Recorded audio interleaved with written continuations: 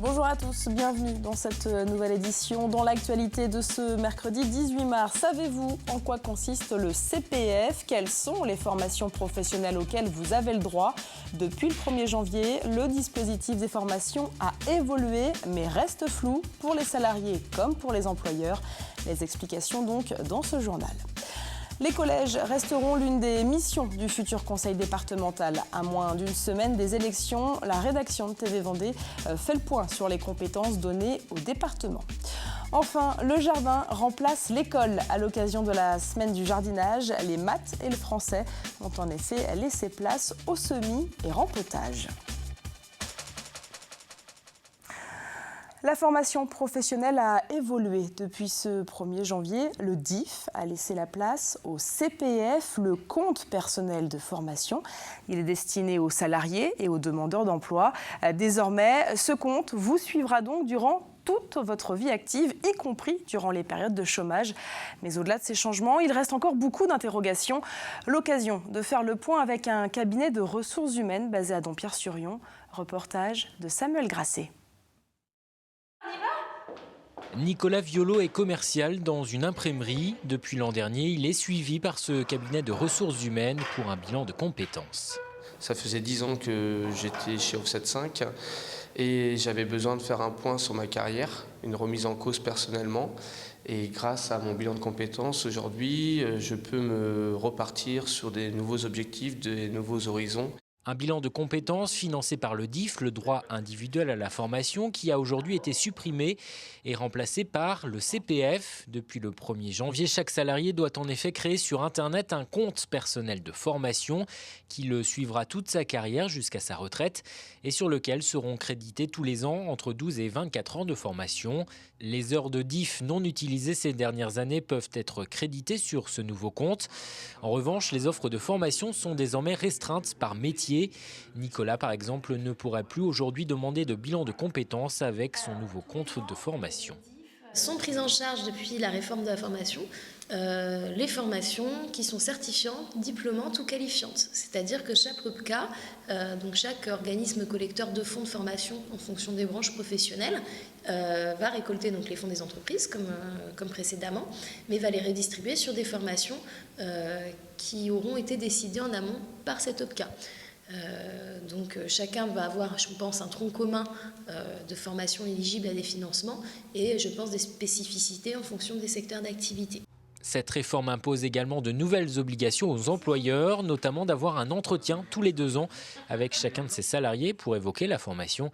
Éric Jacquet, à la tête d'un cabinet d'assurance, a décidé de se faire aider. Cet entretien individuel, moi, une nouvelle fois, il est important qu'il soit fait par quelqu'un d'externe parce que le salarié va se sentir mieux, va pouvoir, je pense, un peu plus se livrer que devant son employeur qu'il rencontre au quotidien et où il n'a pas forcément envie de parler de plan de carrière ou autre. Les employeurs devront également prouver tous les 6 ans que leurs salariés ont pu évoluer. Des pénalités sont prévues pour les entreprises de plus de 50 salariés. Les demandeurs d'emploi de plus de 45 ans bénéficient d'un soutien particulier. La première Senior Academy vient d'être lancée. L'opération a été présentée hier. Alors précisons d'abord que dans le milieu professionnel, on appelle senior toute personne de plus de 45 ans. Alors concrètement, cette Senior Academy va permettre à 15 personnes en recherche d'emploi d'être accompagnées. L'un des acteurs principaux de cette action nous en dit plus. Écoutez.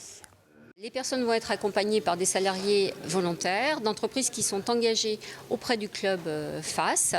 Il y aura également des ateliers collectifs que nous allons réaliser jusqu'au mois de juin afin d'aider toutes ces personnes à avoir des séances de redynamisation. Alors, la chose qui est peut-être importante, c'est de préciser que tous les ateliers collectifs que nous allons réaliser et le mode d'accompagnement sont des accompagnements qui sont complémentaires à ce que font les acteurs de l'emploi. La qualité de l'air est mauvaise en ce moment dans les grandes villes de France, mais également en Vendée. Cette pollution est notamment due aux températures élevées de ces derniers jours et de l'absence de vent, des conditions qui peuvent donc gêner certaines personnes. Des irritations oculaires, nasales ou respiratoires peuvent donc intervenir, notamment chez les jeunes enfants, les personnes âgées, mais également les asthmatiques. Pour les personnes fragiles, évitez donc les activités physiques en plein air, limitez les déplacements sur les grands axes routiers aux périodes de pointe. Et en cas de symptômes, vous pouvez vous rendre chez votre pharmacien ou votre médecin. Nouvelle étape pour la future thalasso de Saint-Hilaire-d'Oriez. Le permis de construire vient d'être accepté. L'investissement de l'établissement a été évalué à 25 millions d'euros et devrait permettre l'emploi de plus de 70 personnes.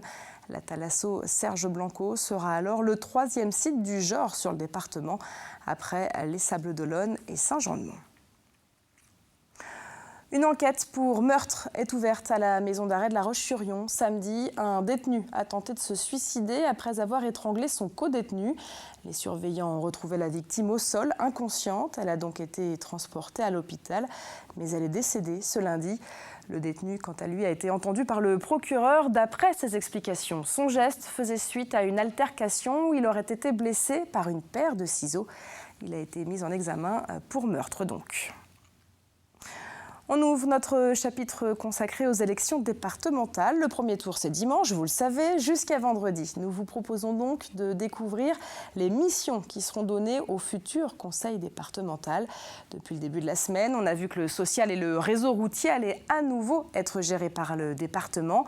Les collèges restent également l'une des missions. Le point avec Carl Laboureux et Alix Lanos. Aux municipalités, les écoles primaires, aux conseils régionaux, les lycées et aux conseils départementaux, les collèges. C'est ainsi qu'est partagée la gestion des établissements scolaires depuis une trentaine d'années en France. C'est donc le département qui a la charge des collèges publics, 31 en Vendée pour un peu plus de 15 300 élèves accueillis. Mais attention, un conseil départemental ne s'immisce pas dans les programmes scolaires. Son rôle est avant tout d'entretenir, de construire et de reconstruire les bâtiments. Il équipe également les collèges, notamment en outils numériques. Et depuis une dizaine d'années, il assure aussi l'accueil, la restauration et l'hébergement lorsqu'il existe des internats. Le personnel en charge de ces missions, quelques 300 personnes en Vendée, est ainsi rattaché au conseil départemental. Et puis c'est le département aussi qui définit la carte scolaire relative au collège. Après avis du conseil départemental de l'éducation nationale, il détermine ainsi la localisation des futurs établissements et leurs capacités. C'est lui enfin qui fixe les secteurs de recrutement, c'est-à-dire qu'il précise dans quel collège public doivent être scolarisés les élèves qui habitent dans telle zone du département. Enfin, en ce qui concerne les collèges privés et les établissements d'enseignement supérieur, là aussi un conseil départemental peut apporter une aide financière. Il peut aussi être consulté et donc donner son avis sur un projet de nouvelle implantation. On poursuit toujours au chapitre politique puisqu'à l'occasion des élections départementales, depuis lundi, nous vous proposons un tour d'horizon des principaux partis présents dans cette campagne. Et ce soir, nous sommes avec le Front National. Pour la première fois, il est présent dans tous les cantons. On écoute donc sa responsable départementale. Elle insiste, elle aussi, sur la nécessité d'aller voter dimanche prochain. Les gens se plaignent et je les comprends parce que la France va mal, tout va mal. Et malheureusement, la seule façon de changer les choses, c'est d'aller voter et de voter pour les candidats du Front National parce que je pense qu'il faut changer de politique. Et c'est vrai que le Front National, de toutes les façons, au niveau national, fera certainement un très bon score et j'espère emportera au moins un département, ce qui fera quand même un choc politique puisque nous partons avec un conseiller général, ce qui est proprement scandaleux quand nous sommes à 30% d'intention de vote. On poursuit avec la présentation des binômes candidats et ce soir, direction le canton de La Roche-sur-Yon Nord. Nous avons déjà entendu 3 binômes. Ce soir, on va entendre les 3 restants. Vous le savez, c'est par ordre alphabétique. Et on va commencer avec Raoul Mestre. Aux dernières élections municipales à La Roche-sur-Yon, il avait obtenu près de 10% des voix. Pour ces élections départementales, il se présente avec Karine Renaud et tous deux s'affichent sans étiquette. On écoute donc Raoul Mestre. Leur principal axe de campagne, moins de dépenses et moins d'impôts. Nous allons faire des dépenses pour une maison des syndicats qui existe déjà de 6,5 millions d'euros. Nous allons faire une piscine olympique avec les frais que cela comporte, une piscine qui coûtera certainement au moins 20 millions d'euros. Ce n'est pas sérieux aussi. Le sens de la candidature, c'est d'aider ceux qui aujourd'hui ont des difficultés, ceux qui voudraient créer des emplois qui ne peuvent pas parce qu'ils sont obligés de donner leur argent à la puissance publique qui ne fait pas ce qu'il faut avec cet argent. Et puis aussi les personnes qui sont au chômage. Regardez le nombre de chômeurs qui augmente dans le TP, chez les artisans, chez les commerçants. Tous les commerçants ferment ici à La Roche-sur-Yon. Le maire de La Roche-sur-Yon ne fait rien et le Conseil général dépense l'argent à des choses futiles. On va entendre maintenant Vincent Pinault. Il se présente aux côtés de Laurence Chussot. Tous les deux portent l'étiquette du Front de gauche. Ils étaient d'ailleurs sur la liste de ce mouvement au municipal. Parmi leurs propositions, ils insistent tout particulièrement sur 2 priorités. Écoutez. La première, c'est notre opposition au traité transatlantique. Et pour ce faire, eh bien, nous voulons déclarer le département zone hors TAFTA. Le TAFTA, c'est ce traité transatlantique entre l'Europe et les États-Unis. Et nous pensons que ce traité est assez confidentiel et contraire au bien commun. Et puis la deuxième priorité pour ce canton, c'est les modes de garde atypiques. Il y a beaucoup, évidemment, de familles ou de foyers monoparentales. Il y a des situations de travail de plus en plus flexibles et contraignants. Et le département doit proposer une solution pour ces personnes. Et on termine avec Gilles Roy. Il est candidat avec Jocelyne Chollet derrière la bannière du Front National. Il nous présente les raisons de leur candidature, même s'il tient à insister sur le fait que la loi sur les compétences des conseils départementaux n'est pas définitivement adoptée. Vous n'êtes pas sans savoir que les compétences du département sont en train d'être votées à l'Assemblée. Je pense qu'il nous sera attribué le social, la petite école, l'enfance, l'handicap, les personnes âgées, la famille. Pour les personnes âgées, nous nous battrons pour qu'il y ait une révalorisation de l'APA, c'est-à-dire de l'aide aux personnes âgées. Je suis engagé sur la liste Rassemblement Bleu Marine FN, parce que pour moi, c'est le parti qui représente le plus la République, hein, le patriotisme, le civisme, et voilà pourquoi je suis engagé auprès de ce parti. Et ces candidats du canton de La Roche-sur-Yon-Nord et tous les autres sont à réécouter sur le site internet de la chaîne au www.tvvendée.fr. Qui seront les lauréats 2015 des Trophées Avenir? Il s'agit d'un prix qui récompense les projets des créateurs et repreneurs d'entreprises. Et cette année, ils étaient plus de 80 à déposer un dossier. 53 ont été retenus. Ils ont tous été entendus par le jury. Nous y étions. L'occasion de découvrir des projets innovants et audacieux. Reportage de Pierre Dalicieux. Donc la clientèle est principalement des particuliers pour la partie bassin. 10 minutes, c'est le temps que chacun de ses concurrents a pour convaincre le jury. Commerçants, artisans, patrons de PME. Le Trophée Avenir réunit des profils bien différents avec parfois des parcours pour le moins atypiques. J'ai donc Monsieur Darmon qui m'a appelé, le producteur de Johnny Hallyday, pour faire sa villa à Saint-Barth. Mais c'est bien en Vendée que tous sont aujourd'hui installés. Le jury qui va devoir faire le tri n'hésite pas à poser des questions assez directes. Parce que vous faites moins cher en fait en réalité. Alors non. Faut casser les prix, quoi. Pour convaincre, les candidats sélectionnés devront avant toute chose avoir un point en commun indispensable. Tous ne sont pas passionnés. Là, il y a des gens qui sont plus dans la réalité, il y a des gens qui sont plus dans l'obligation, et il y a des gens qui sont vraiment passionnés. On essaie de les pousser pour mieux comprendre si c'est une motivation qu'ils portent en eux, pour qu'on arrive effectivement à passer toutes les difficultés de la création. On a la chance d'avoir eu un bon démarrage. Pour beaucoup, présenter son projet en public, et qui plus est en quelques minutes, c'est une première. Alors chacun sa méthode, debout ou assis, le but, ne pas se laisser impressionner. Ils essaient de déstabiliser, c'est normal, ça fait partie du jeu. Il faut voir un petit peu si on tient un petit peu notre discours, si on sait de quoi on parle, etc. C'est vraiment le plus important à ce niveau-là. On n'a jamais assez de temps pour dire tout ce qu'on a à dire, surtout quand ça fait un an qu'on porte un projet, une autre année supplémentaire qu'on le prépare. Mais oui, c'est bien passé. Une fois sélectionné, l'objectif est bien sûr de remporter ce Trophée Avenir. Mais en réalité, il y a derrière cette opération un but recherché bien précis et à plus long terme celui-ci. On a des personnes ici qui sont d'abord intéressées, je crois, par le réseau, qui ont compris que pour développer une activité, il est important d'inscrire sa réflexion dans un environnement, dans un bassin, hein, et que les relations commerciales, elles se tissent aussi entre entrepreneurs. Et c'est ce qui caractérise les personnes qui sont là ce soir, au moins pour partie. Pour le moment, l'heure est aux délibérations, mais pas un mot avant le 23 avril, date de remise des prix. 7 entreprises seront récompensées sur les 53 candidats sélectionnés.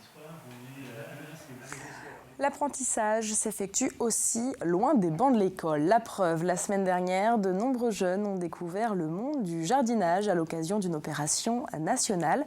Ici, pas de cahier, mais le droit de se salir les mains, comme a pu le constater Aurélia Horner.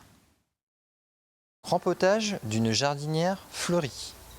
Donc je vais vous donner à tous une jardinière, comme ceci. Aujourd'hui, c'est cours de jardinage pour cette classe de CE2. Au programme, un atelier rempotage, un atelier semis et un atelier compost, au plus grand plaisir des enfants. C'est qu'on touche la terre, donc ça fait tout bizarre et ça change que d'habitude. On touche des fleurs, on peut les planter, on peut mettre des graines, de l'eau. On n'est pas dans une classe. On est dans un magasin et puis on n'a pas de cahier ni rien. Juste un petit carnet dans lequel ils prennent des notes. Car si le cadre est différent, on reste à l'école, avec des ateliers ludiques pour faire passer des connaissances. La fleur, c'est une pensée, il faut l'arroser 2 fois par semaine. Il y a encore beaucoup trop d'eau. L'eau, il faut qu'elle disparaisse dans la terre. J'ai appris qu'il ne fallait pas trop mettre... on pouvait mettre beaucoup de choses dans le compost. Je ne savais pas qu'on pouvait mettre tout ça. Et aussi, il faut beaucoup d'amour. Un apprentissage par l'expérience qui semble porter ses fruits. Là est le but du projet. Comme tous les ans, je recherche toujours des professionnels pour nous accueillir, pour faire des ateliers en rapport avec notre programme de sciences. Parce que nous étudions le développement des plantes, ainsi que des graines, et ça permet de l'aborder d'une façon pratique. Du coup, les enfants sont très intéressés et il en ressort toujours bien plus de résultats et d'attention de leur part. Ça permet d'expliquer aux plus jeunes un petit peu ce qu'est le jardinage et ça permet de former un petit peu les futurs jardiniers, de les initier un petit peu au plaisir de la terre, des plantes.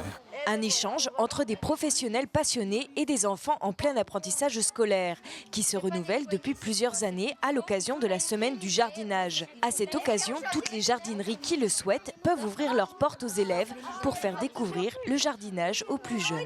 Et ça chatouille. Et il s'allonge.